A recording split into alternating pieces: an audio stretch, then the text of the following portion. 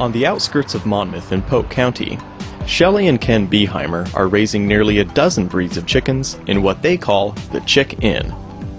With just 2 acres of land, their property is relatively small.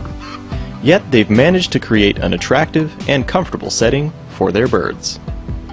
We try to raise them in an environment that's somewhat natural to what they like and what their needs are, and we just like to have happy chickens that people can enjoy when they take home. In addition to fresh eggs, the Beheimers sell both chicks and mature hens to anyone interested in raising them as pets. And with urban chicken keeping only increasing in popularity, Shelley and Ken are finding more opportunity to share their expertise. But he's one of the fellas that I want to have breed. He's from the Johann line, which are the most docile of the group. So they're really they crow a lot, but they're really friendly. They're nice, easygoing, and they're nice to their girls. They're easy on the hens. And that's the only way I can handle having a rooster. Some of those fellows are a bit much for me.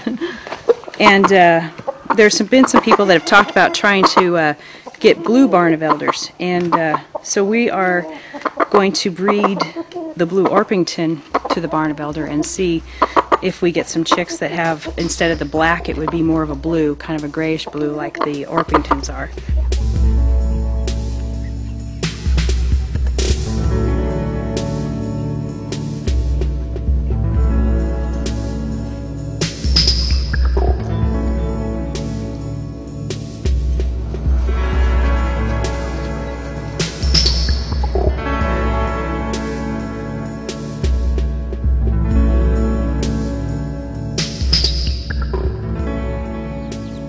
This year we've had about 8 hens that have raised chicks by themselves. When they go broody, we put the eggs underneath them and let them do it their way.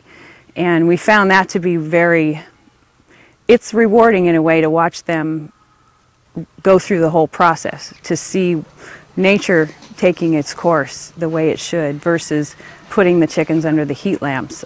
Although most people that come out here, they want a hen, and when you raise them naturally, you get a lot more roosters than you do hens. So we still buy them from the hatchery. We raise them under the heat lamps, and then once they get their feathers, we bring them out into the pens.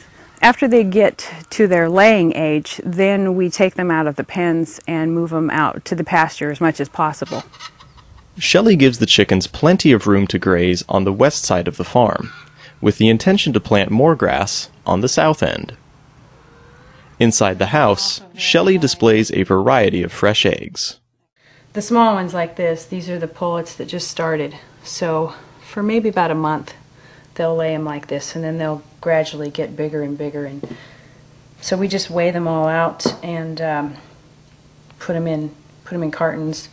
We usually sell them. The carton is like the medium through extra large, is sort of a variety of them, and then the small ones, the really small ones, that's the ones we eat. We first got chickens for our own eggs, and we enjoyed them, so we got more. And then when we got more, I realized I probably had more than we needed. We had too many, so I decided to sell some. And they sold so fast that I thought, there's probably a demand for this. So then we had purchased some rescue horses that were quite costly, and I love my horses, so I thought, well, maybe raising chickens would be a way to offset the cost of the horses a little bit. Now when you put it pencil to paper, it probably doesn't pencil out very well, but the chickens are so entertaining. I have so many people that will tell me that we don't watch TV anymore, we have chicken television, and people will come home from work and sit on their back patio and have a glass of iced tea and watch their chickens for hours. When I come home from work after a long or stressful day, to sit and watch the chickens is therapeutic to me. I do love the chickens and try to not overdo it to the point of where I have too many, but it seems like every time we sell them and we start getting down in numbers, and I think, well, maybe I should slow down a little bit and take a little of my time back, I always get more chickens because it is something I enjoy.